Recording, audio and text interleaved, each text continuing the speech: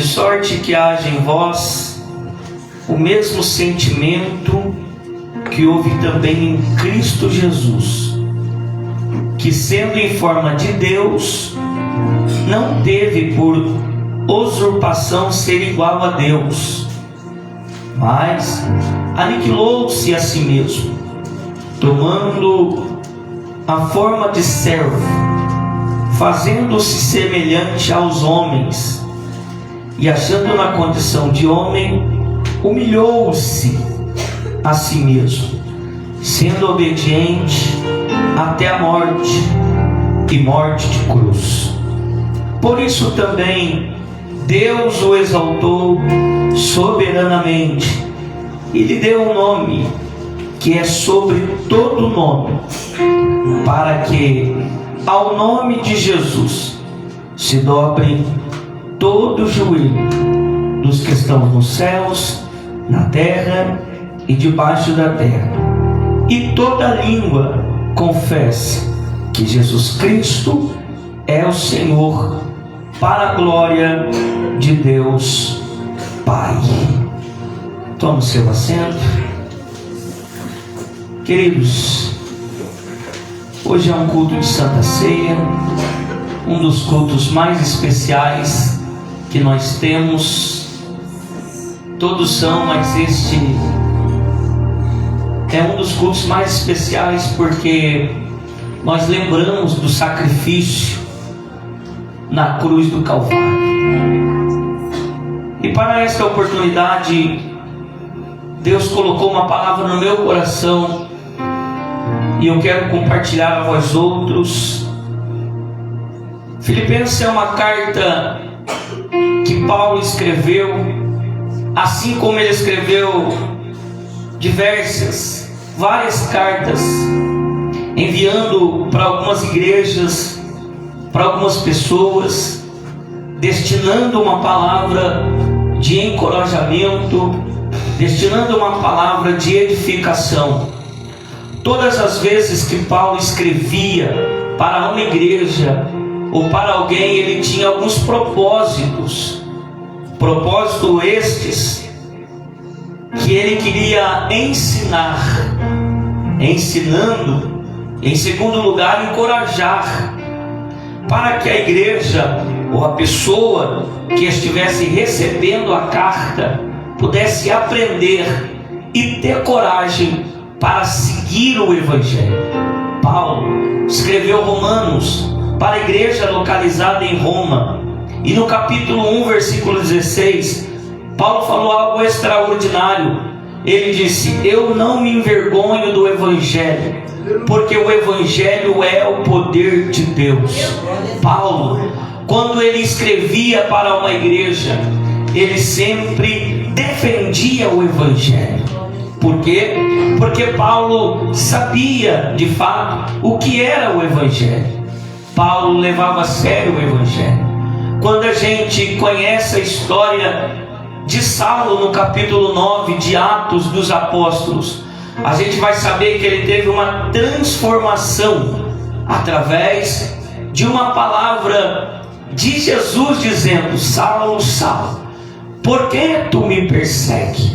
E ali no caminho de Damasco, ele teve um encontro com Cristo, e a partir deste momento ele conheceu o Evangelho de Cristo. Ele teve uma entrega.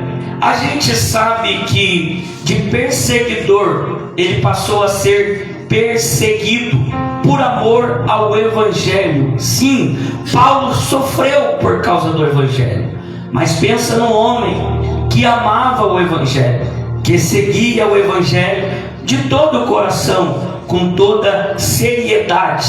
Este era Paulo, porque de fato ele foi transformado pelo Evangelho. E aonde Paulo chegava, ou se ele não chegasse, ele enviava uma carta a fim de defender o Evangelho de Cristo. Outrora, Paulo disse: eu não envio a vós palavra persuasiva humana, mas sim com sinais, porque o Evangelho vem acompanhado desses sinais. Sinais estes evidentes de uma cura, libertação ou transformação. Paz-me a todos vocês que estão me ouvindo para o que eu vou dizer. Este é o Evangelho.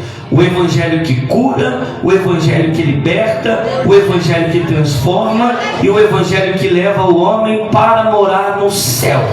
Este é o Evangelho. O Evangelho de Jesus Cristo é um Evangelho que tem resultado. Eu desconheço alguém que é envolvido com o Evangelho e ainda não foi transformado. Eu desconheço alguém que conhece o Evangelho, mas ainda não foi transformado. Porque o Evangelho, ele tem poder de transformação. Paulo também escreve uma carta para uma igreja que está localizada em Corinto. Para falar do Evangelho, ele vai escrever o capítulo 5. E o versículo 17, e ele vai dizer: aquele que está em Cristo Jesus, nova criatura é, as coisas velhas já se passaram, e eis que tudo se fez novo.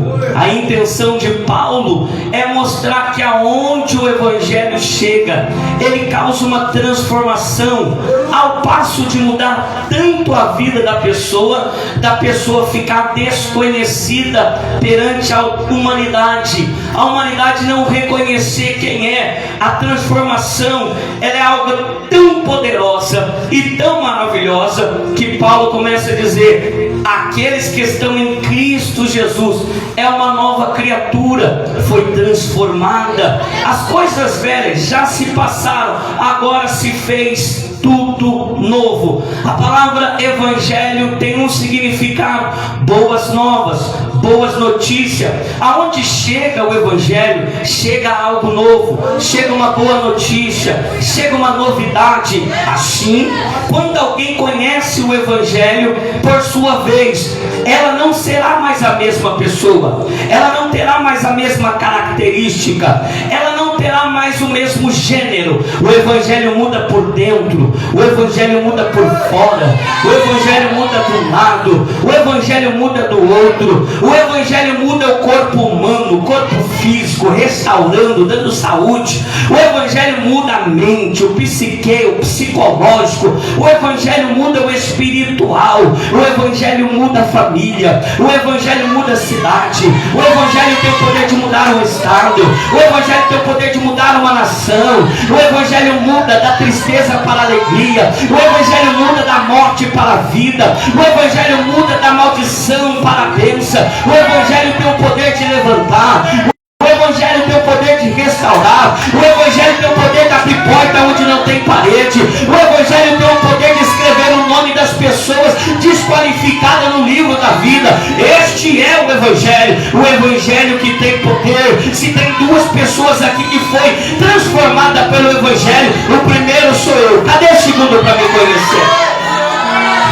Coisas velhas já se passaram, eis que tudo se fez novo. É impossível você conhecer o Evangelho e permanecer a mesma pessoa. É impossível você conhecer o Evangelho e permanecer do mesmo jeito. Eu repito, é impossível você conhecer o Evangelho e permanecer da mesma maneira. Você conheceu qualquer coisa, menos o Evangelho. Porque o Evangelho, quando ele entra na vida da pessoa, ele causa uma transformação. Ele arranca a tristeza, ele arranca a amargura, ele arranca a doença, ele arranca o trauma, ele arranca o mal, ele arranca os demônios, ele arranca os projetos de Satanás, ele limpa a pessoa, ele dá um banho de sangue. Este é o Evangelho. E Paulo defendia o Evangelho. O Evangelho para Paulo não se baseava só em palavras humanas, mas em sinais. Paulo deixou um legado, Paulo deixou um rastro, onde ele passava pregando o Evangelho.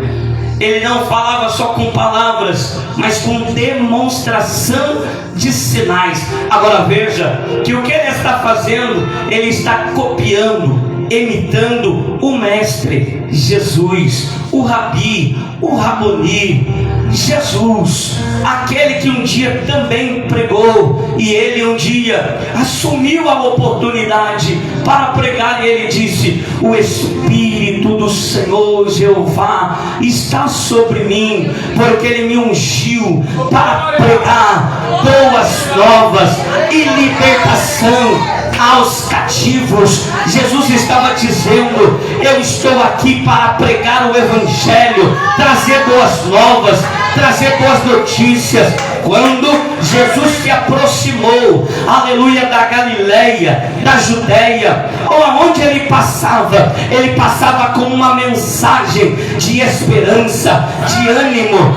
Aonde ele passava com uma palavra dizendo: agora tem novidade, agora tem notícia nova. Agora vejamos que antes de Jesus chegar, havia uma lacuna, um vazio da voz de Deus com a humanidade. Nós vemos que o último dos profetas foi Malaquias, e depois de Malaquias apareceu já na nova aliança um profeta por de nome João Batista, também pregando o reino de Deus, pregando o Evangelho. Mas de Malaquias até João Batista nós vemos um vazio, uma lacuna, um espaço conhecido como período interbíblico, conhecido como período de silêncio de Deus, que durou aproximadamente 400 anos. Imagina só, 400 anos sem ouvir a voz de Deus, sem ouvir profeta mencionando uma mensagem revelada, uma mensagem profética da parte de Deus. 400 anos sem cura, 400 anos sem restauração, 400 anos sem libertação. Tinha culto, é verdade, tinha louvor, mas Deus não descia, Deus não se manifestava num período aproximadamente de 400 anos. Aleluia. Tinha uma liturgia, tinha uma oferta, tinha um costume, tinha um protocolo, tinha tudo. A única coisa que não tinha era Deus se manifestando, curando, libertando, fazendo sinais. Até que um dia apareceu um homem por de nome João Batista, dizendo: aleluia, arrependei-vos, porque é chegado o reino dos céus. E ele disse: aleluia, eu vos batizo com água, mas virá um após mim, que vos batizará com o Espírito Santo e com fogo. E esse tal, eu não sou digno nem de desatar a sandália dos teus pés. João Batista aparece apregoando a mensagem do reino, a mensagem do Evangelho. Mas João, ele era direto nas pessoas, porque ele mostrava o que era o Evangelho. E a demonstração veio dizendo: arrependei-vos, arrependei-vos, arrependei-vos. Eu imagino João tendo a coragem de pregar depois de 400 anos, trazendo uma mensagem do Evangelho de arrependimento. Porque se não tiver arrependimento, os sinais não vão voltar, a cura não vai voltar, a transformação não vai voltar, porque não tem sinais de Deus aonde não tem arrependimento, não tem cura divina aonde não tem arrependimento.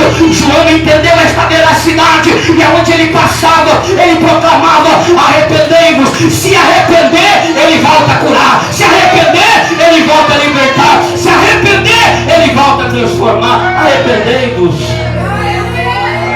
E as pessoas ouvindo uma palavra dura, porque João trouxe uma mensagem de exortação. Não era uma mensagem de balela, não era uma mensagem de ovacionação, de aplauso, de alegria. Não era uma mensagem doce. A mensagem dele anunciando o reino era uma mensagem dura de ouvir, era uma mensagem difícil de ouvir. Até mesmo ele tinha um tema, um subtema, e o tema dele era raça de víbora. Imagina só você pegando uma mensagem, aleluia, espalhando a mensagem com o mesmo tema: convertei-vos, raça de víbora, arrependei-vos, raça de víbora. Imagina só um profeta com tanta coragem, chamando as pessoas de cobra, chamando as pessoas de víbora, aleluia. E as pessoas não ficavam como fica nos dias de hoje, quando escutam uma verdade, todo dodói, todo machucadinho, todo raivoso, raivosa. Não, as pessoas, quando escutavam o soar da voz de João Batista, chamando as tais de raça de víbora,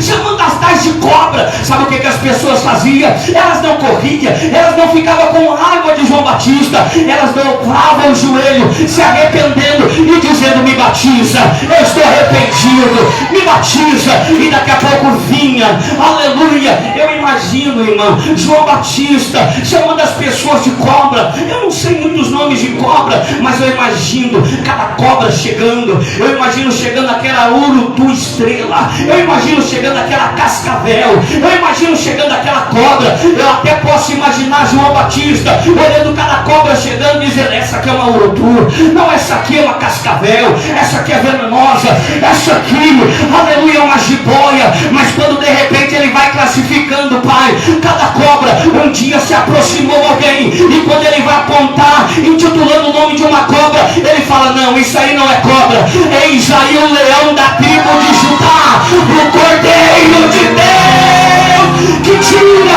o pecado do mundo. E Jesus se aproxima até João Batista e chega até ele e fala: João, me batiza. João olha para Jesus e fala: quem sou eu? Eu que necessito a ser batizado por vós, e tu vens a mim para ser batizado. E João Batista, aleluia, olha para Jesus e diz: eu não sou digno nem de desatar a sandália dos teus pés, quanto mais te batizar. Mas Jesus falou desta maneira: João, é necessário que tu me batiza para cumprir as sagradas escrituras. Quando de repente João vai descer Jesus às águas, e de repente ouve-se uma voz do céu que bradou dizendo: eis aí o meu filho amado, meu servo, a quem eu comprazo. De repente apareceu uma pomba, aleluia, de uma forma corpórea do Espírito Santo, e aquela pomba desceu até Jesus,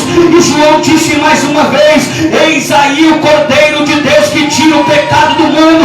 Eu batizo com água, mas ele vos batizará com Espírito Santo e com fogo. Jesus se batiza aos 30 anos. Quando ele se batiza, ele começa a espalhar as boas novas, e aonde ele chega, os irmãos são conhecedores da história, isso faz eu resumir. Aonde ele chegava, ele não só pregava, Jesus contava parábolas, Jesus contava história, e toda vez que ele contava história, parábola, pregava, ele tirava um tempinho também para demonstrações de sinais. São diversos sinais, até mesmo hoje na leitura oficial foi dito aqui, aleluia, sobre o cego de nascença. Um dos sinais que Jesus demonstrou sobre a demonstração do que é o Evangelho. Jesus baseava o Evangelho em duas coisas: pregação da palavra e sinais visíveis no corpo humano, como cura, libertação. Quem é que não lembra do Gadareno, daquele homem possuído de demônio, que quando Jesus chegou em Gadara, ele não chegou só para pregar, mas para demonstrar um sinal de que é o Evangelho. E quando Jesus chegou, ele não falou nada. Os demônios, aleluia, precipitaram na palavra em dizer: Jesus, tu vieste nos atormentar antes do tempo.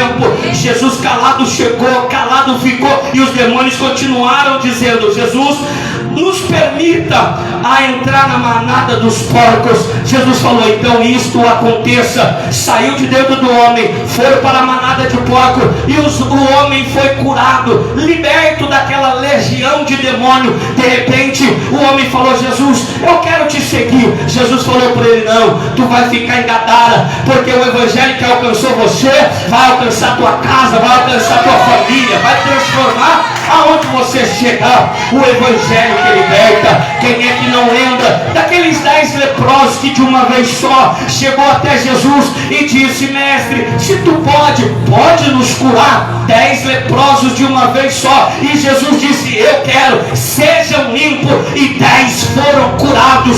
Aleluia, glória a Deus. Quem é que não lembra de um moço que um dia chegou cego perante a ele, e ele cuspiu no chão? Cuspiu no chão era um sinal de amaldiçoar o cego e dizer: vai continuar cego, vai ficar maldito, amaldiçoado. Mas quando Jesus cuspiu no chão, as pessoas começaram a dizer: deixa aí, está pregando o Evangelho, mas também está amaldiçoando. Mas ali Jesus estava quebrando a maldição. maldição. Não amaldiçoou, porque o Evangelho não veio para amaldiçoar, o Evangelho veio para quebrar a maldição. Quando Jesus cuspiu no chão, todo mundo pensou que Jesus ia fazer a mesma coisa que todo mundo, mas ele fez um lodo, passou no olho do homem e disse: vai ao tanque de Siloé, lava-te. Ele foi e lavou. Quando ele voltou, Jesus perguntou: o que tu está vendo? Ele disse: eu vejo pessoas como fosse árvore. Aí Jesus falou: não, o Evangelho não vai pela metade, volta, lava de novo, aleluia. Quando ele voltou enxergando, porque este é o Evangelho que não deixa nada pela metade. Quando ele cura, quando ele liberta, ele liberta. Quando nos acredita nisso, levanta as mãos. Quem é que não lembra de uma mulher por de nome Maria Madalena, Maria de Magdala, alguém que estava possuída de espírito, mas ao encontrar Jesus libertou ela. Quem é que não lembra de um cego que gritou: filho de Davi, tem misericórdia de mim? E Jesus caminhando até a cidade de Jericó, um escritor diz que ele estava saindo, outro diz que ele estava entrando. Se estava saindo ou entrando, eu não sei. O fato é que o cego não perdeu a oportunidade e gritou: Jesus, filho de Davi, tem misericórdia de mim. E a Bíblia diz que Jesus parou tudo, aleluia, e perguntou para ele: o que queres que eu te faça? Ele disse: eu quero ver. E Jesus disse: então vê, porque a tua fé te salvou. E na mesma hora ele enxergou. Isto é o Evangelho. Quem é que não lembra um dia, aleluia, que Jesus estava dentro de um barco e o discípulo falou: mestre, nós estamos endividados. E o Jesus falou assim: o Evangelho é um sinal, aleluia. O Evangelho não é só de palavra, o Evangelho é de sinais. Mandou pegar um peixe. Quem é que não lembra que quando abriu o peixe tinha dinheiro dentro do peixe? Tudo para demonstrar: este é o Evangelho. Não é só de palavra, é também de sinais. Para que Jesus fez tudo isso? Para transformação. Porque este é o Evangelho que transforma, o Evangelho que modifica, o Evangelho que muda, o Evangelho que liberta, o Evangelho que transforma, o Evangelho que levanta. É impossível alguém experimentar o Evangelho e permanecer da mesma forma. É impossível. Eu sei, aleluia, que eu estou pregando para alguns aqui que a sua vida tem duas etapas: antes do Evangelho e depois do Evangelho. Se der, vai vibrar comigo. Se não der, vai ficar calado. Mas faz uma retrospectiva, aleluia, da sua vida antes do Evangelho. Fumava, bebia, usava droga, prostituía, roubava, fazia o que não podia fazer. Mas quando chegou o Evangelho, a bebida saiu, o cigarro saiu, a droga saiu, a prostituição saiu. O Evangelho te transformou e agora você não é mais escravo do diabo. Agora você é nova criatura e tem o nome escrito no livro da vida. Quantos podem jubilar por esta verdade?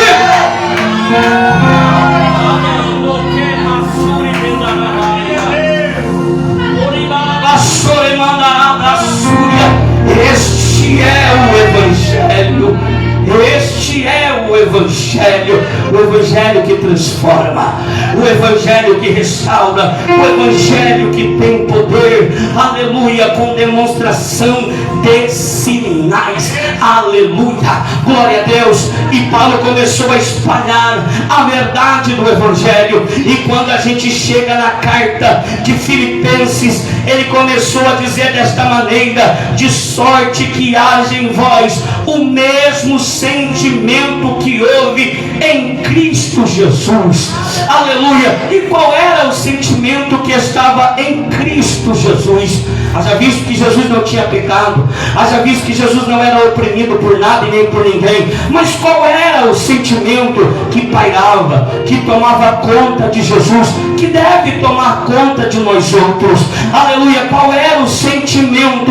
O sentimento de viver uma novidade, o sentimento de viver coisa nova, aleluia, glória a Deus. Evita a andação que o povo já ficou desperto, irmão, aleluia. O sentimento de viver algo novo, irmão. Se a gente viver no Evangelho e não tiver este sentimento de viver uma coisa nova, de viver uma novidade, a gente não está vivendo o Evangelho, porque o Evangelho tem que gerar em nós este sentimento. E Jesus, quando andava aqui, Jesus conspirava isso Jesus respirava isso. Respirava o que, pastor? Conspirava o que? Algo novo. Eu quero algo novo. Eu quero algo novo. Eu quero algo novo.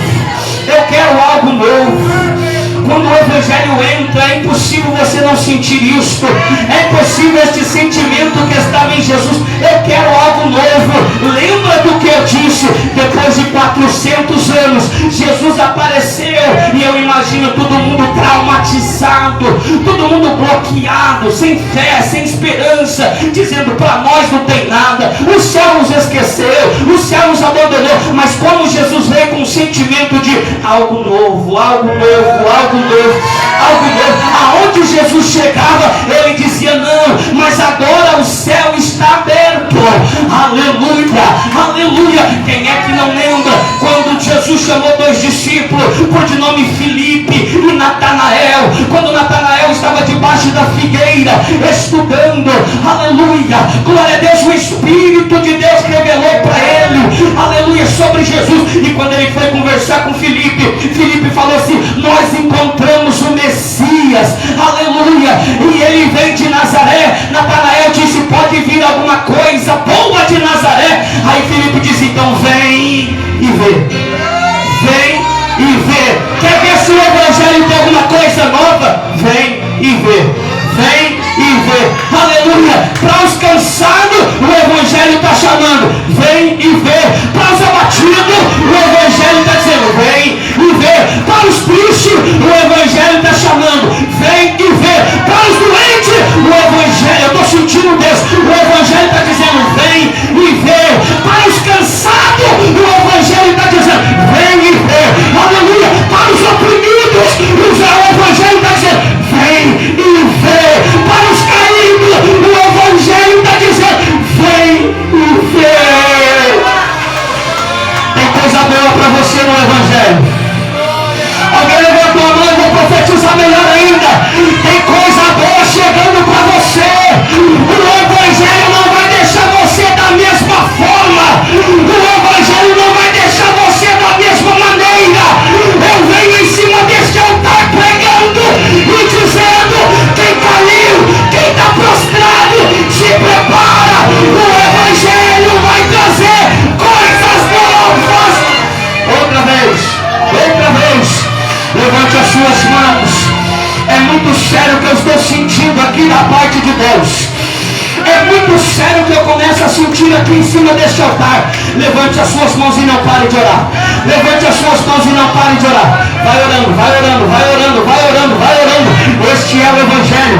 Este é o Evangelho. Eu estou em cima deste altar para profetizar. A cura vai voltar. Jesus apareceu para declarar: agora acabou os 400 anos.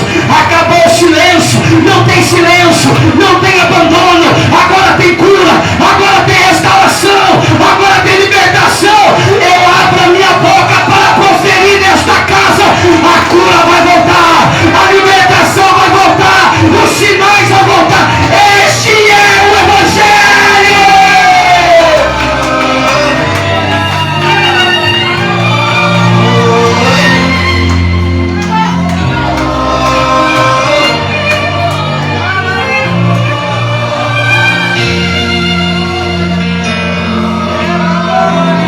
Que haja em vós o mesmo sentimento. Que haja em vós o mesmo sentimento. Que haja em vós o mesmo sentimento. O sentimento que gera sede. O sentimento que gera fome. O Evangelho tem que gerar uma sede. O Evangelho tem que gerar uma fome. Eu quero mais. Irmão, coisa linda é quando a pessoa está possuída pelo Evangelho, tomada pelo Evangelho. Coisa linda, a pessoa vem para a igreja dizendo: eu quero mais. Quando a pessoa está tomada pelo Evangelho, vocês que estão me vendo, me assistindo, aleluia, quando a pessoa está tomada pelo Evangelho, ela não vem em busca de aplauso, ela não vem em busca de confete, ela não vem em busca de dinheiro, ela não vem em busca de ouro nem de prata. Quando a pessoa está possuída pelo Evangelho, tomada pelo Evangelho, ela adentra aos templos, ela passa da porta dentro dizendo: eu estou com fome, eu quero mais de Deus, eu estou com sede. Eu não sei a tua alma, eu não sei o teu espírito,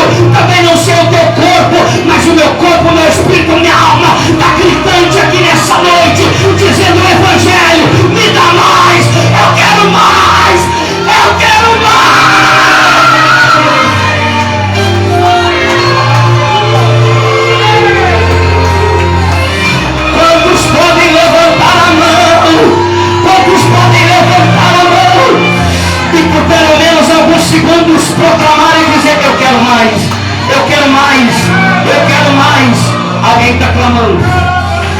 Uramando, Kelman, Dúbia, Sou, Kemandaras, Lebadaia, Sole, Kemandaras, Ura, Bebeba, Sora, Balá, Roquebado, Keba, Sole, Bato, Kemando, Kabata,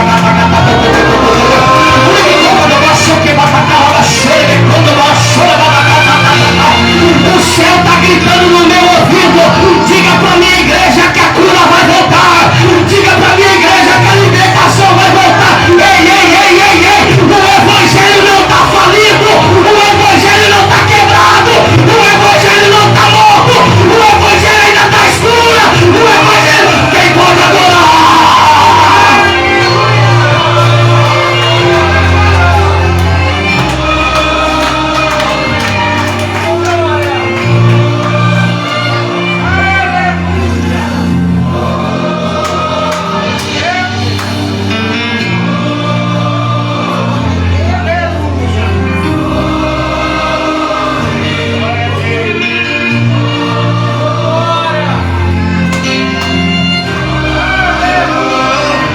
haja em vós o mesmo sentimento.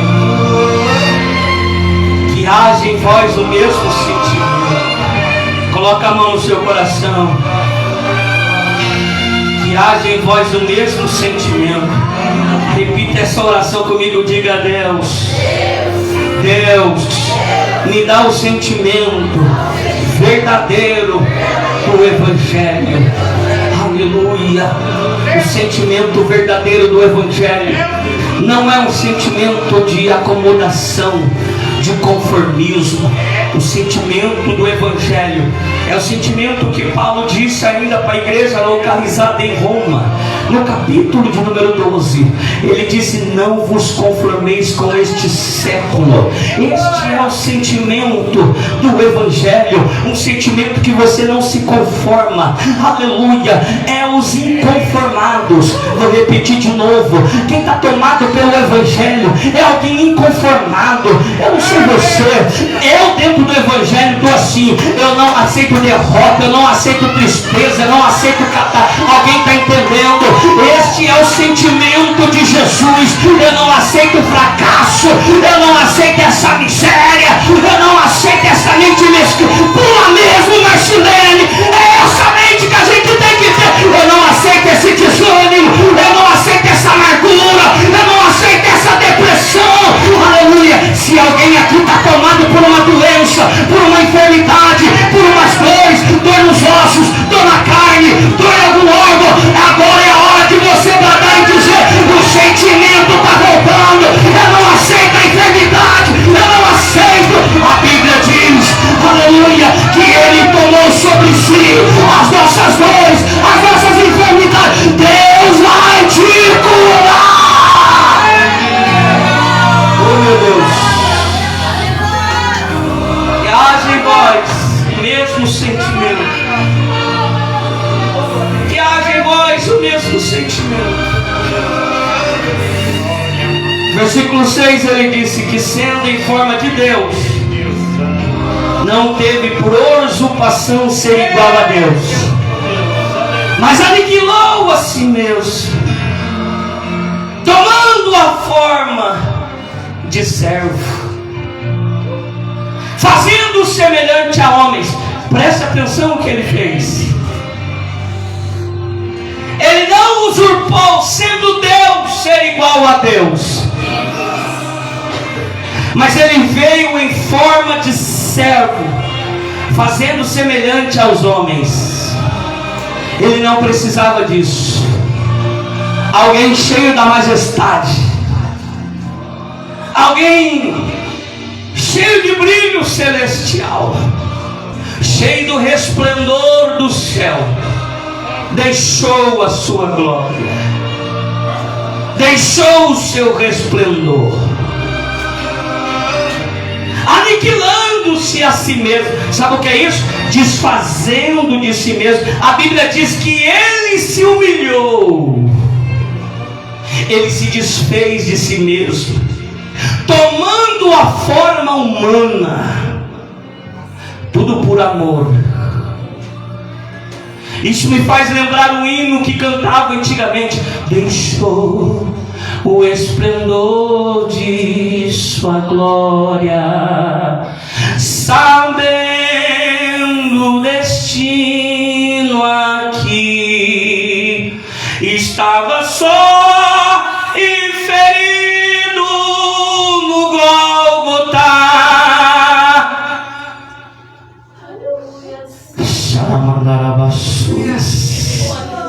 Quando eu lembro do Gólgota, eu lembro de duas etapas: céu e terra. Ele deixou toda a sua glória para vir a este mundo, e lá no Gólgota para pagar o preço. Jesus pagou o preço por nós. Aleluia. João capítulo 3, versículo 16, a Bíblia diz que Deus deu o seu Filho unigênito para todo aquele que nele crê não pereça, mas tenha a vida eterna. Jesus não veio só para pregar. Jesus não veio só para demonstrar um evangelho, como eu disse a vocês até esse presente momento, só com sinais. Jesus veio para morrer por nós. Se você não entendeu, pelo menos 3 bases estavam pautadas nele: pregar, sinais e morrer. Pregar, fazer sinais e morrer. Eu já disse para vocês que ele pregou, e pregou como ninguém, irmão. Um dia, com 12 anos de idade, Jesus pregou uma palavra tão maravilhosa que os fariseus ficaram admirados. Que criança é essa? Que sabedoria é essa? E a mensagem foi tão boa, tão maravilhosa, que se fosse nos nossos dias, a agenda dele ia estourar. Ele ia pregar em todas as nações, mas os fariseus ficou tão enciumados, tão invejados, que perseguiram ele e proibiram ele de pregar de novo. Ele voltou a pregar só com 30 anos depois de batizado, porque os fariseus não aceitavam criança assumindo a tribuna para ministrar uma palavra, ainda mais se fosse uma criança na qualidade dele, com tanta sabedoria daquela. Jesus pregou como ninguém. Os sinais que Jesus fez, ninguém conseguiu fazer. A gente vê lá atrás o pai Abraão. Pai Abraão, ele viu sinais maravilhosos. Quem é que não lembra um dia ele conversando com o seu filho e dizendo assim: filho, Deus proverá para si o cordeiro. Mas Isaac já estava prestes a morrer, ele com o cutelo na mão. Abraão viu um grande sinal. De repente o cordeiro apareceu e ele matou o cordeiro no lugar do seu filho Isaac. Quem é que não lembra de Moisés, quando viu muitos sinais? Quando ele tinha um cajado na sua mão e de frente com um grande mar vermelho, Deus falou: o que tens em tuas mãos, Moisés? Eu tenho um cajado, toca nas águas. Quem é que não lembra que as águas se abriram? Moisés e o povo atravessou a pé. Aleluia. E depois os cavaleiros de Faraó, quando entrou no mar, o mesmo mar que abriu para Moisés, fechou para Faraó. Quem é que não lembra de Elias, quando no Monte Carmelo, com 850 profetas, 450 profetas de Baal e 400 profetas de Acera, os profetas começaram a clamar e nada de fogo descer. Quando de repente Elias, só uma oração, ele disse: Deus, mostra para Israel que tu és Deus e que eu sou teu servo, e conforme a tua palavra eu fiz tudo isso. Quando ele terminou de orar, o fogo desceu do céu.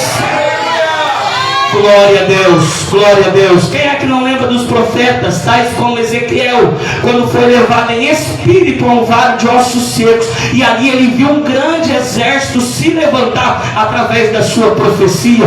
Quem é que não lembra de Daniel, que viu o maior sinal quando ele entrou na cova dos leões e ele viu o leão ter que jejuar, fecharam a boca e ele saiu dali glorificando o nome do Senhor? Quem é que não lembra de Ananias, Azarias, aleluia, que era Mesaque e Abidnego, quando entrou na fornalha de fogo e ali encontrou com o quarto homem, aleluia, o fogo não queimou e eles saíram glorificando o nome do Senhor? São sinais. Jesus também demonstrou esses sinais como ninguém. Glória a Deus. Os sinais da antiga aliança não se compara. A Bíblia Sagrada tem um versículo que a Bíblia diz desta maneira: se fosse escrever, anotar, registrar, perceba, todos os milagres que Jesus fez, não tinha livro que pudesse compor, escrever, descrever tantos milagres que Jesus fez. Não, você não entendeu. Se fosse ter livro, não havia folha, não havia quantidade de livros, portanto de milagre. Os milagres que a gente conhece, irmão, não é nem 10% do que Jesus fez. Um dia Jesus estava pregando, aí Jesus terminou a sua mensagem e ele diz: traga todos os enfermos. Irmão, tinha cego, coxo, paralítico, aleluia, trouxe todos os enfermos, e de uma vez só, a Bíblia diz que Jesus só deu uma ordem: sejam curados, e todos foram curados de uma vez só. Uma coisa maravilhosa, Jesus não tinha dificuldade para curar cego. Ele curou cego, ele curou mudo, ele curou manco, ele curou aleijado. Um dia Jesus falou para os seus discípulos, conversando com Marta, com Maria, disse: aquele que crê em mim, ainda que esteja morto, viverá. Aí quando ele chegou em Betânia, as pessoas dizem: chegou tarde demais, porque ele já está 4 dias, já está fedendo, já era. Quando de repente Jesus disse: tira a pedra. Quando tiraram a pedra, ele só deu um grito, ele só deu um brado, ele disse: Lázaro, sai para fora. E o morto saiu, glorificando a Deus. Que dificuldade ele tem no Evangelho? Que dificuldade nenhuma. Mas ele não veio só para pregar, ele não veio só para dar sinais. Terceiro lugar, ele veio para morrer por nós. Como foi feito aqui hoje no teatro, a culpa era nossa. Quem estava condenado era nós, mas ele trocou de lugar conosco. Quem era para morrer era eu, quem era para morrer era você, mas ele se fez carne, como está no texto, e veio.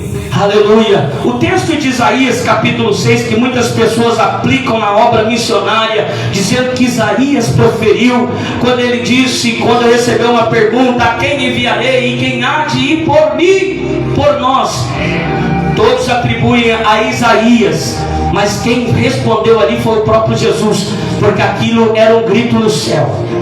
Porque o diabo venceu os patriarcas, o diabo venceu os profetas, o diabo venceu os reis, o diabo venceu os sacerdotes, o diabo venceu os discípulos, o diabo venceu os homens, o diabo venceu as mulheres. E quando de repente o diabo estava gritando e dizendo: eu venci todos, não há ninguém, a humanidade merece a morte, a humanidade merece a destruição. No céu houve-se um grito: a quem enviarei? E quem há de ir por nós? Se você estudar, você vai ver que o próprio Jesus gritou naquele momento para Deus, dizendo: eis-me aqui. Eu vou dizer de novo: eis-me aqui. Eu vou dizer pela terceira vez: eis-me aqui. Envia-me a mim. O Pai aceitou a proposta, ele desceu. O Espírito Santo anunciou a Maria e disse: tu foste agraciada, bendito sois vós entre as mulheres, de ti vai nascer um varão, e colocarás o nome de Emanuel, que quer dizer Deus conosco. Colocarás o nome de Jesus Cristo. Cristo, o enviado, Cristo, o Messias, Jesus, o escolhido. Quando de repente Maria se engravida e Jesus vem, um bebê, uma criança, a criança cresce, é batizada com 30 anos. Seu ministério começou, ministério profético, pregando, fazendo sinais. Quando de repente ele completa os seus 33 anos, completando seus 33 anos de posse de 12 discípulos, um dia um dos discípulos desviou o caminho, se perdeu e por 30 moedas vendeu Jesus. Por 30 moedas entregou Jesus no Getsemane, orando, agoniando de dor, transfigurando de sangue, sangue saindo, suando sangue. Ele não chorou sangue, ele suou gotas de sangue, porque ele estava agoniando já de dores. Quando de repente Jesus estava orando, quando ele olhou para trás para os discípulos, todo mundo estava dormindo. Jesus olhou, acordou os discípulos e disse: nenhuma hora pudeste velar comigo, eu estou aqui agoniando de dor, porque me é chegado a hora. A hora do quê? A hora da morte. Jesus no Getsemane estava, quando de repente aproximou alguns soldados, junto com Judas. Judas já tinha combinado com os soldados: aquele que eu beijar o rosto, esse é o Nazareno, esse é Jesus. Ele chega, beija o rosto de Jesus, E Jesus disse para ele: amigo. Quem é que está sendo traído ainda chama de amigo? Que amor é esse? Ele chamou amigo. Por que fizeste isso? O soldado chegou até Jesus e perguntou: tu és Jesus, o Nazareno? E Jesus respondeu desta maneira: você está dizendo. Os soldados insistiram a perguntar: tu és Jesus, o rei dos judeus, o Nazareno? E Jesus vai responder pela segunda vez: tu estás dizendo. E quando Jesus está dialogando com o soldado, Pedro desembainha uma espada e corta a orelha de um soldado por nome Malco. Malco era um aluno de uma escola sacerdotal. Para quem nunca estudou, um sacerdote não podia ter deficiência. Ele não podia ser manco, não podia ser aleijado, não podia ser corcunda, não podia ser anão, não podia ser cego nem surdo, não podia ter nenhuma deficiência. Se faltasse algum membro do corpo, ele perdia a oportunidade de ser sacerdote. Malco estava nessa escola sacerdotal. Quando Pedro cortou a orelha dele, Malco se viu ali perdendo todo o seu sonho, porque ele perdeu a orelha. Quando a gente estuda e a gente vê que Jesus, como estava demonstrando sinais de amor pelo Evangelho, Jesus desce ao chão, pega a orelha do soldado Malco e cura ele, restaurando não só a orelha, porque demonstrando que é o Evangelho. O Evangelho não cura só físico, o Evangelho cura também o futuro, os sonhos, os projetos. Jesus não devolveu só a orelha, Jesus estava devolvendo o sonho de Malco. Quando de repente Jesus é pego pelos soldados, eles prendem e levam Jesus. Quando levam Jesus, começou a acusação. Eles levam Jesus ao Sinédrio. E quando levam Jesus ao Sinédrio, chegam lá e dizem: olha, esse aqui é um judeu, ele é blasfemo, ele anda blasfemando, dizendo que ele é rei dos judeus. Quando Jesus vai responder no Sinédrio, a primeira coisa ruim que lhe acontece, e eu li isso ontem, ele leva uma esbofeteada, um tapa no rosto. Enquanto ele está respondendo, ele leva um tapa no rosto, por não ter feito nada. Esbofeteou no rosto. Ele começou a responder: você está dizendo. E ali no Sinédrio começa a perguntar: tu és o Filho de Deus? E ele vai responder: tu estás dizendo. E daqui a pouco ele fala: não há poder que lhe foi dado se não veio do meu Pai. De repente eles mandam prender Jesus, levam Jesus para a cadeia. E lá dentro da cadeia, porque a gente assiste o filme, analisa uma coisa na cabeça e acha que Jesus só foi crucificado, só carregou a cruz e só levou algumas chicoteadas. Foi muito mais do que isso. Se você pode, acompanhe. A primeira coisa é a acusação, a segunda coisa é um tapa no rosto, a terceira coisa, ele foi preso. E quando ele foi preso, a história vai dizer que dentro da cadeia pegaram uma vara e deram uma surra nele de vara. E ali dentro da cadeia, Isaías escreve capítulo 56, e ele diz que dentro da cadeia arrancaram a barba dele. E isso o filme não mostra, e isso os desenhos, as imagens não mostram. Mas Jesus foi crucificado sem a barba, porque ali dentro da cadeia deram tanta varada nele e ainda arrancaram a barba dele. Trouxeram ele e levaram a Pilatos.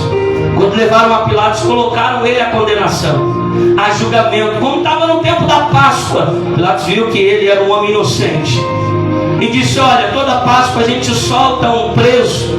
Pegaram Jesus e trouxeram outro preso por de nome Barrabás. A multidão enorme. Pilatos gritou e disse assim: olha, esse homem é inocente, mas eu deixo vocês julgar. Quem que vocês querem que a gente solta? Jesus ou Barrabás? A multidão imensa, alguns começaram a gritar Jesus, mas foi a minoria. Mas a maioria começou a gritar: solta Barrabás, solta Barrabás. E a multidão naquela época, na época do Império de Roma, era uma multidão que ovacionava, gritava, não dava para entender muito bem. soltaram Barrabás e ele perguntou: e com isso, o que vocês querem que eu faça? Eles gritaram e começaram a fazer um sinal que os babilônicos, os católicos fazem até hoje, que é o sinal da cruz. Esse sinal nasceu lá com Pilatos, lá no Império de Roma. Eles começaram a gritar e fazer o sinal: crucifica-o, crucifica-o, crucifica-o, crucifica-o. Jesus foi destinado para ser crucificado, mas antes de carregar a cruz, ele foi entregue a alguns soldados para castigá-lo mais um pouquinho. Se não bastasse um tapa no rosto, se não bastasse uma coça de vara, eles vão levar ele para ser castigado na praça pública. Eles pegam uma coroa de espinho antes de levá-lo. Os espinhos tinham de 20 a 30 centímetros. Era cada cravo de espinho desse tamanho.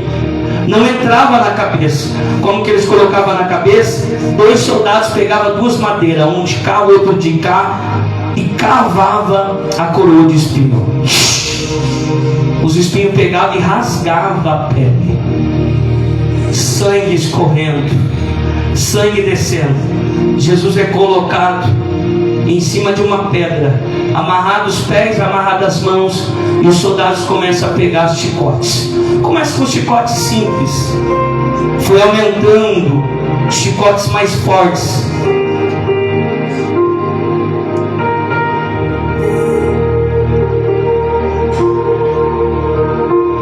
Até chegar num dos piores chicotes, azorrague. Azorrague era um chicote diferente, de 5 pontas. Cada ponta tinha uma espécie de material: ferro, chumbo, pedaço de osso. Esse chicote, quando pegava na pele, grudava. E quando grudava, o soldado puxava, rasgava-se a pele. 39 chibatadas.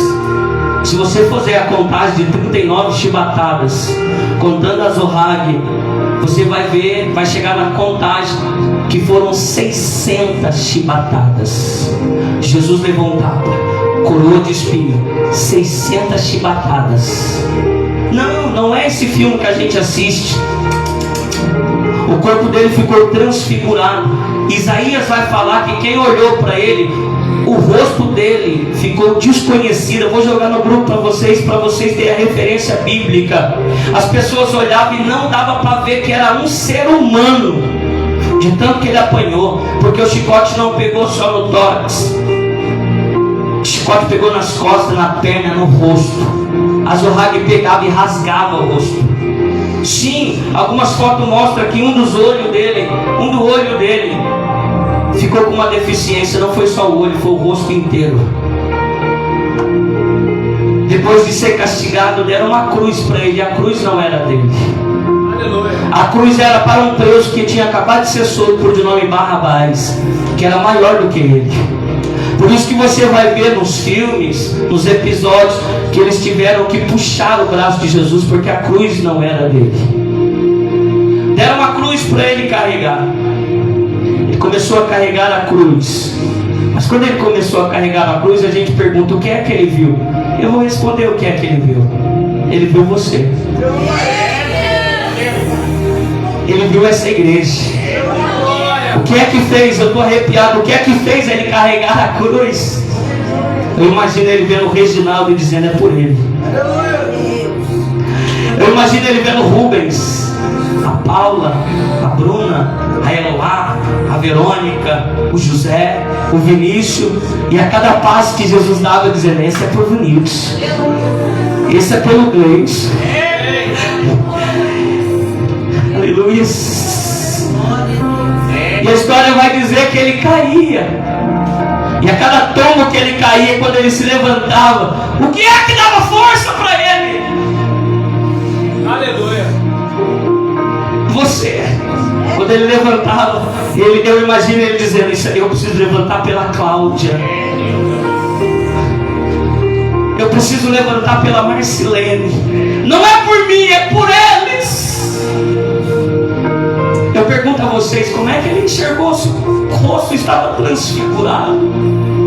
Como é que ele conseguiu carregar a cruz se o corpo estava descerrado, despedaçado, mas o amor dele falou mais alto: é por eles. Aleluia. É por eles. É por eles. Só que a história vai dizer que quando ele estava carregando a cruz, ainda tinha soldado com chicote na mão. Além das as chicoteadas que ele levou, ainda tinha soldado que quando ele ia carregando a cruz, batiam nele: vai, rei do judeu! Mais chicoteada. E aonde ele passava, ele era exposto à vergonha, ao ridículo. Tu não é o rei do judeu? Mas ele não desistiu da cruz por causa de você. Quem era para carregar a cruz era você. Quem era para carregar a cruz era eu que merecia. Mas ele pegou a cruz e falou: não, eu vou carregar por eles. Se fez pecador no nosso lugar. Chegou um momento que ele não conseguia mais carregar a cruz. Os soldados pegaram um homem por de nome Simão Cirineu e disse: vai, ajuda ele. Simão Cirineu ajudou ele a carregar a cruz até chegar no Caveira, no Gólgota. Chegando lá, chegou a hora da crucificação. Quando chegou lá, Jesus cai. Caído ele ficou. Colocaram uma cruz no chão e pegaram os cravos. Cravos de 60 centímetros. 1, 2, 3 cravos. O soldado romano eram soldados grandes. As armas, material deles era tudo grande. Cravo de 60 centímetros. Para quem já viu um prego grande, um martelo pequeno não consegue cravar. Precisava de um martelo grande.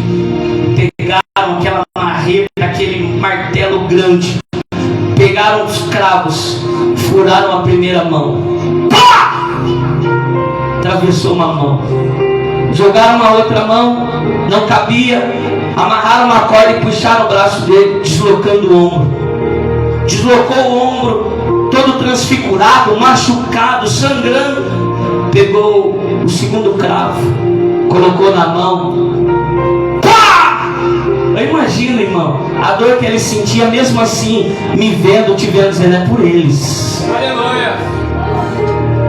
Juntou os pés, pegou o cravo, cravou os 2 pés em cima de uma madeira. Pá!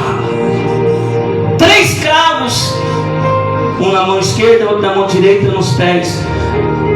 Mas não podia levantar a cruz, porque daquele jeito, se levantasse, ele ia cair.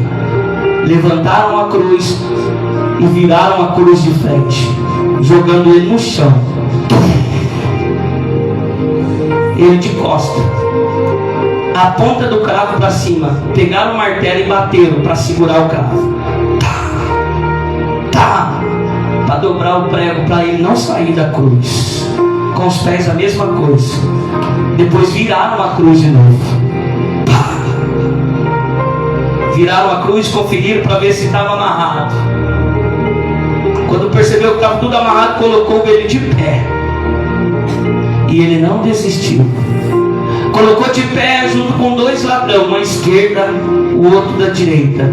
O da esquerda gritou e disse assim: se tu és o Filho de Deus, desça daqui e nos tira daqui. O da direita olhou para o ladrão e disse assim: não fala tais palavras, nós estamos aqui porque nós merecemos, mas ele não, ele é inocente. Jesus, lembra-te de mim quando entrares no teu reino. Jesus não conseguiu olhar, então não olhou para ele. Jesus só respondeu. E eu pergunto, como que ele tirou fôlego para responder? Mas ele respondeu: ainda hoje estarás comigo no paraíso. As horas passam, Jesus vai dar um grito em uma oração: Eloi, Eloi, lama sabachthani. Deus meu, por que me desamparaste? O céu calado ficou. Deus não respondeu.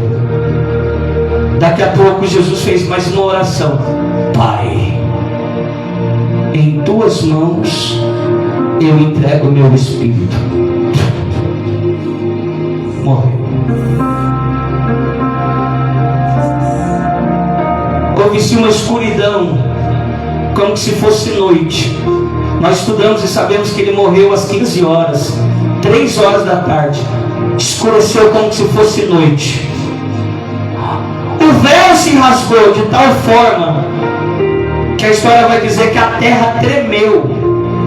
Começou a tremer a terra, e os soldados viram a loucura, a besteira que eles fizeram, e todo mundo começou a sair correndo do Gólgota, como se fosse chover, como se estivesse armando um temporal. Veio o soldado e fincou uma lança para conferir, para ver se ele estava morto. Mas quando fincou, saiu sangue e água. E este soldado tinha uma deficiência. Um dos seus olhos era um cego. E quando espirrou a água nele com sangue, ele foi curado. Ainda Jesus morto. Tiraram ele da cruz. Sepultaram ele. Passou um dia, 2 dias, 3 dias, e nós encontramos 2 discípulos caminhando, Cleopas e mais um. Acabaram de vir de Jerusalém.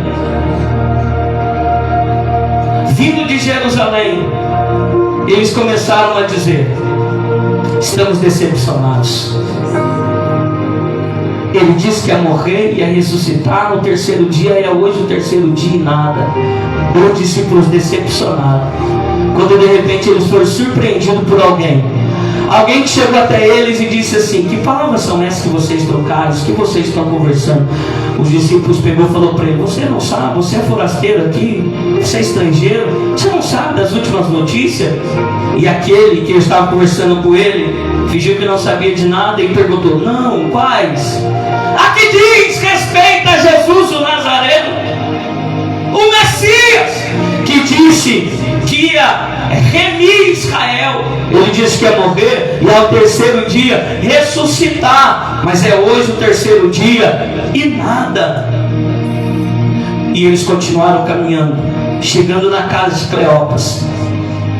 Aquele ser que estava falando com ele falou: eu estou indo embora. E eles convidaram: não, já é tarde, fica conosco. E a Bíblia diz que de repente aquele ser entrou para ficar com eles, e já era a hora do alimento. Quando foram alimentar, como ele era visitante, já tinha o costume, os judeus costumavam de falar para o visitante partir o pão. Quando deram o pão para ele partir, eles não sabiam quem é que estava falando com eles. Quando ele pegou o pão para partir, eles viram que tinha um furo nas mãos. Eles falaram: que feridas são essas em suas mãos? Aí a Bíblia diz que os olhos deles foram abertos e eles enxergaram: é ele. Um olhou para o outro e disse assim: em todo o tempo era ele e nós não sabia. Mas eles falaram assim: não ardia em nosso coração quando ele falava conosco. Jesus saiu dali e foi encontrar com um homem por de nome Pedro. Eu encerro aqui. Pedro tinha voltado a pescar, abandonou a fé, com o mesmo sentimento dos discípulos. Acabou, ele morreu, não aparece mais. Quando de repente Jesus mandou dar notícia: avisa Pedro que eu estou indo ao encontro dele. Quando chegou até Pedro, Jesus disse para Pedro: Pedro, apacenta as minhas ovelhas. Quando Jesus falou isso, Jesus estava dizendo para ele: não acabou não, Pedro, é agora que vai começar. Porque a minha morte não causou o fim, causou o começo. Porque a morte dele não colocou um fim, porque o Evangelho vai continuar levando boas novas. A morte dele não é o fim, a morte dele é o começo de uma nova história. Pedro recebe essa informação. Jesus fica na terra durante 40 dias, continuou pregando, continuou evangelizando e ensinando. Depois de 40 dias ele sobe. Mas antes dele subir, ele deu uma ordem para os discípulos: ficar em Jerusalém, até que do alto sejais revestidos de poder. Eu rogarei ao Pai, para que Ele mande o Consolador, o Espírito Santo. A Bíblia diz que Ele ausentou, subiu as nuvens, assentou-se à destra de Deus.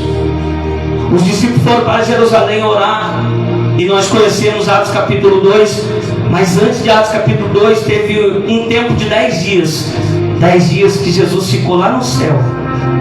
Sabe o que Ele fez? Durante 10 dias, conversando com o Pai. Durante 10 dias, Jesus poderia voltar para sua majestade. Para quem sofreu, padeceu, carregou cruz, coroa de espinho, cravo nas mãos, foi humilhado, chicoteado, esbofeteado, Ele poderia chegar, assumir o trono e falou: vou aproveitar de novo a minha majestade. Mas não, durante 10 dias, para quem não gosta, Ele fez uma campanha. Durante 10 dias, dialogando com o Pai, falando a mesma coisa: Pai, eu comprei uma igreja lá embaixo. Quem gosta de Bíblia está entendendo tudo. Pai, eu comprei um povo lá embaixo. Durante 10 dias, Ele conversando com o Pai, dialogando com o Pai, dizendo: Pai, eu aceitei a missão, eu aceitei o desafio de descer. Eu desci, eu preguei, eu curei, eu levantei um povo lá. Eu imagino Deus perguntando para ele: Dani, cadê eles? Eu imagino Jesus chamando o Pai: me dá essa liberdade, Jesus. Chamando o Pai, dizendo: vem cá. Sabe onde que eles estão? Estão lá dentro da igreja. Nesse exato momento eles estão de joelho, tá vendo? Ali tem Pedro. Pensa num homem ruim, duro de coração. Ali tem Tiago, ali tem João, ali tem Natanael, ali tem Felipe. Tá vendo eles? Tá vendo aquelas mulheres? Eu disse para eles, eu prometi que eu não ia deixar eles órfãos. Tá vendo esses cravos aqui, Pai? Foi por causa deles. Tá vendo aquela cruz que eu carreguei? Foi por causa deles. Só que eles estão sozinhos e eles estão gritando. Escuta a oração deles, Pai. Escuta a oração deles. Escuta a oração deles, Pai. Escuta a oração deles. Eu imagino Deus, irmão, porque a Bíblia ensina que lá tem janela. Malaquias capítulo 3, Deus falou que abria a janela. Quem quer ver alguma coisa pro lado de fora, vai abrir a janela. Eu imagino Deus abrindo a janela do céu e olhando para baixo assim na terra e dizendo assim: deixa eu escutar a oração deles. Deixa eu escutar a oração da minha igreja. Deixa eu escutar o grito deles. Deixa eu escutar o grito deles. Eu imagino Deus escutando o grito e no primeiro dia dizendo assim: não, ainda não. Ainda não. Eu imagino no segundo dia Jesus chamando ele: Deus, vem cá, eles estão orando de novo. Eles estão orando de novo. Eles estão gritando de novo. Escuta o grito deles. Eu imagino Deus olhando: deixa eu escutar o grito deles. E Deus falando: ainda não. 3, 4, 5, 6, 7, 8, 9 dias. Jesus poderia ter desanimado, mas falar assim: deixa ele sozinho. Mas no 10º dia Jesus insistiu: Pai, eu prometi que o Senhor ia mandar outro. Eu disse que o Senhor ia enviar outro Consolador. Envia o Consolador. Manda o Paracletos, o Espírito Santo. No 10º dia, eu imagino Deus gritando: Espírito Santo! Eu imagino Deus Todo-Poderoso dando um grito no céu, como Ele gritou quando Satanás, Lúcifer, rebeliou e ele gritou: Miguel. Eu imagino ele gritando: Espírito Santo. Quando o Espírito Santo se aproxima, Deus, eu imagino o Espírito Santo se colocando na prontidão, dizendo: eis-me aqui. Eu imagino Deus dizendo assim: tu vai descer. O meu filho comprou um povo lá embaixo.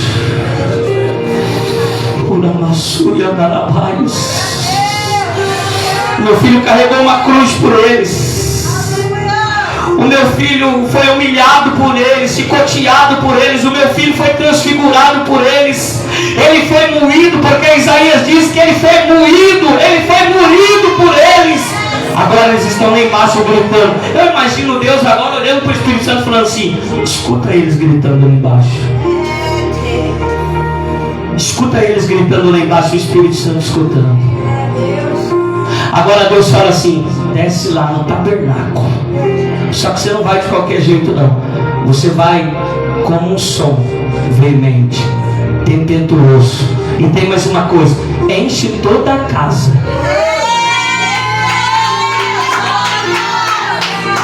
Enche toda a casa.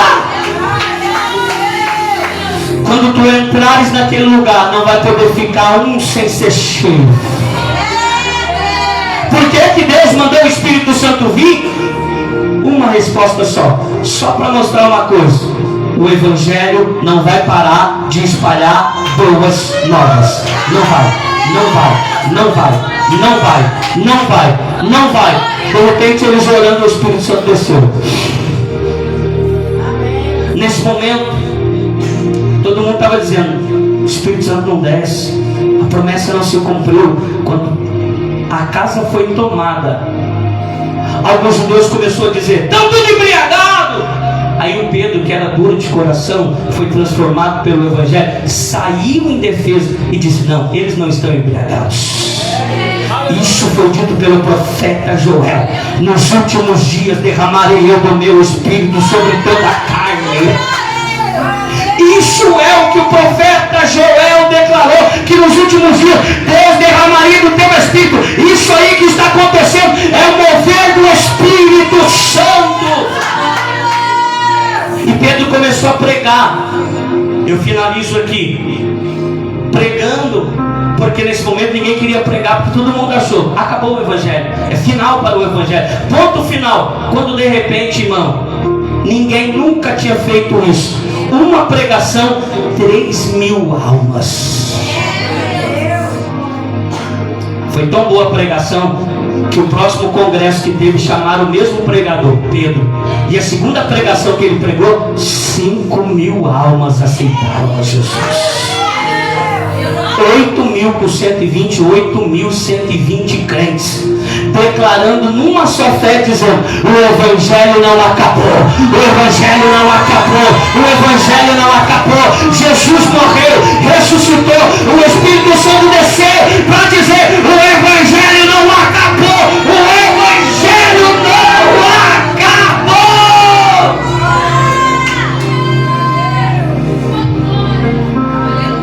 Eu não sei por que você está assim. Uma declaração que eu dei aqui agora: o Evangelho não acabou. Eu não vou mandar ninguém ficar de pé. Pode ficar sentado, irmão. Você está desanimado? Mas o Evangelho é a continuação. Está aqui dentro de mim. Eu sou a continuação. Jesus fez o papel dele, morreu, pagou o preço, mandou o Espírito Santo vir. O Espírito Santo falou: eu não vou trabalhar sozinho, não. Agora eu vou entrar dentro deles. 1 Coríntios 3,16, a Bíblia diz: vocês são templo, eu estou dentro de você. O Espírito Santo está dentro de mim. Para quê? Agora é vocês que vão espalhar boas notícias. Levante as suas mãos. Agora as boas notícias não é com Jesus. Agora as boas notícias estão em nós.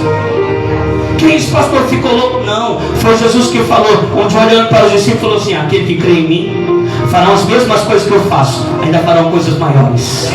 Está na sua mão, está na sua mão. A continuidade do Evangelho está na sua mão. A continuidade do Evangelho está na sua mão. Glória a Deus, glória a Jesus. Eu vou dizer de novo: a continuidade do Evangelho está na sua mão. Aonde a gente chegar, a gente tem que espalhar a dizer: o Evangelho ainda tem o mesmo efeito. Como que você sabe? Está na minha mão. Está na minha mão. Está na minha mão. Está na minha mão. Está na minha mão. E foi Jesus que falou: quando impor as mãos sobre o enfermo, os curarão. Os curarão. Os curarão. Os curarão. Os curarão. Capítulo 3 de Filipenses, Paulo falou assim: do mesmo jeito que eu estou pregando, vocês têm que pregar. Sede meus imitadores como eu fui de Cristo. Eu estava com Cristo, passou para Paulo, e Paulo disse: agora é com vocês. Eu vou dizer de novo, porque tem gente que não entendeu. Estava com Cristo, passou para Paulo, e Paulo falou: agora vocês têm que me imitar. A unção que estava em Cristo passou para Paulo, e de Paulo passou para você. E eu pergunto para você: você vai sair daqui e não vai espalhar para ninguém? Não vai curar ninguém? Não vai libertar ninguém? vai deixar o evangelho encerrar em você, eu quero que você levante as suas mãos. Olhe bem para o pastor Reginaldo. Se você for a última pessoa do evangelho, como que o evangelho está encerrando? Ou se você for a penúltima pessoa e depois você vier alguém para dar continuidade, você vai ensinar o que para essa pessoa? Porque você não é eterno, depois de você alguém vai ter que vir assumir o teu lugar. E a minha pergunta é: o que você está ensinando? Jesus ensinou, passou para Paulo. Porque primeira carta de Corinto, o que eu recebi do Senhor também vos ensinei. O que eu recebi do Senhor também vos ensinei. O que eu recebi do Senhor também vos ensinei. O que você está ensinando? O que você está espalhando? Quero que você feche seus olhos nesse momento. Espalhadores de boa notícia.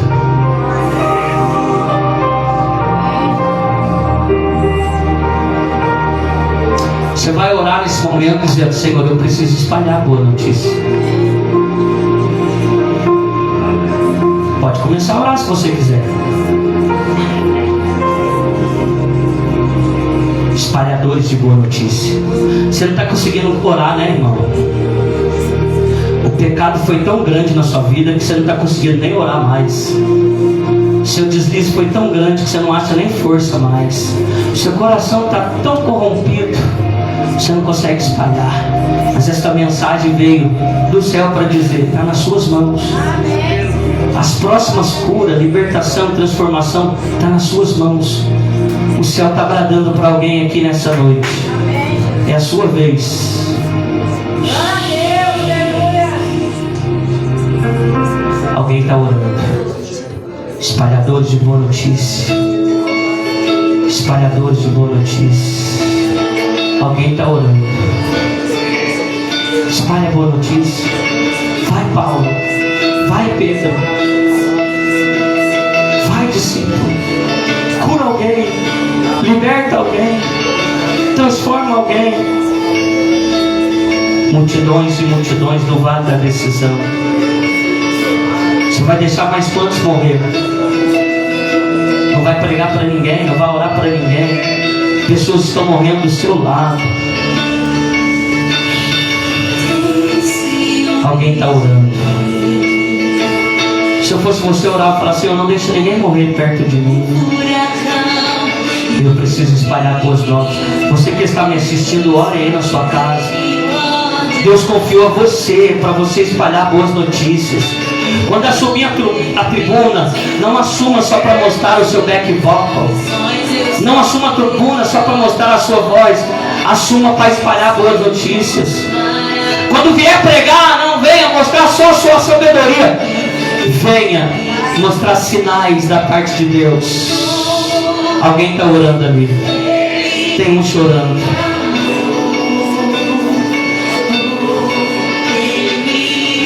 Aleluia. Aleluia. Eu espero você orar.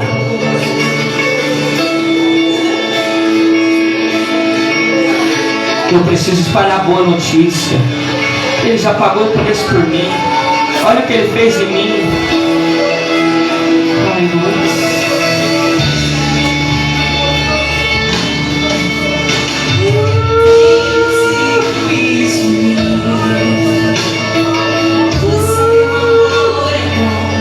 O que Ele fez em mim, eu preciso fazer para alguém.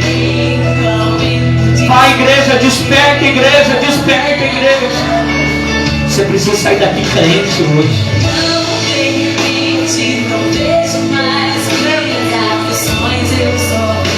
Irmão, tem gente que não está orando, é momento de oração, irmão.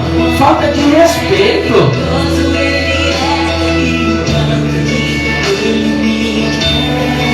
Conscientização. Eu preciso espalhar boa notícia. Os dias estão indo embora. Está acabando.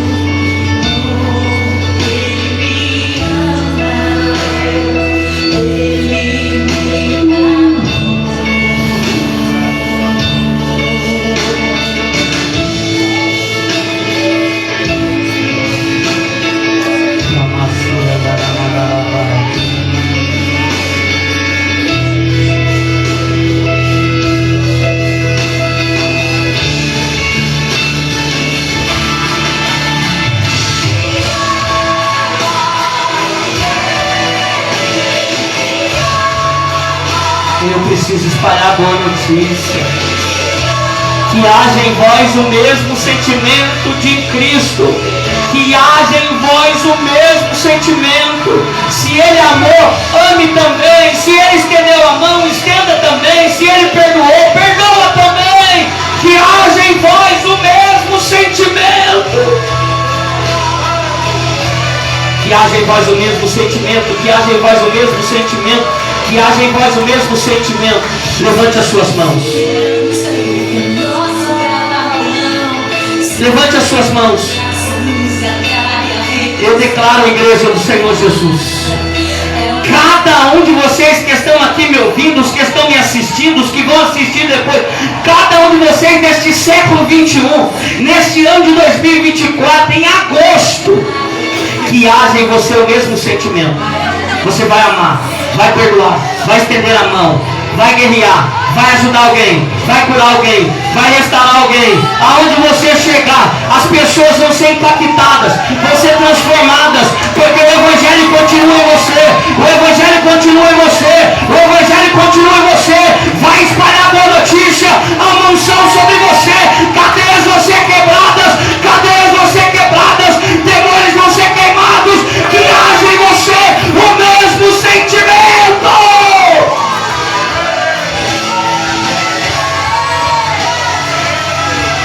Como Ele amou, ame também. Como Ele perdoou, perdoa também. Diga-se comigo, Deus. Coloca no meu coração o mesmo sentimento que estava em Jesus. Diga de novo, Deus. Coloca em meu coração o mesmo sentimento que estava em Cristo Jesus. Amém? Abaixe. Irmãos, é uma mensagem de conscientização. As 3 últimas mensagens que eu preguei foram mensagens de conscientização. Eu não estou adepto mais a ficar gritando, pulando, saltando, fazendo um reboliço para todo mundo voltar descabelado, suado, arrebentado para cada tem lugar hoje. Mas não está salvo, não está liberto, não está transformado. E as pessoas morrendo perto de nós. Nós estávamos no hospital ontem e ali você vê a necessidade das pessoas. Quem dera se nós estivéssemos lá todo dia. Acho que a Paulinha convive com isso praticamente todo dia, vendo as pessoas doentes. Só que não é só no hospital, Pastor José, é na rua. As pessoas estão passando doentes.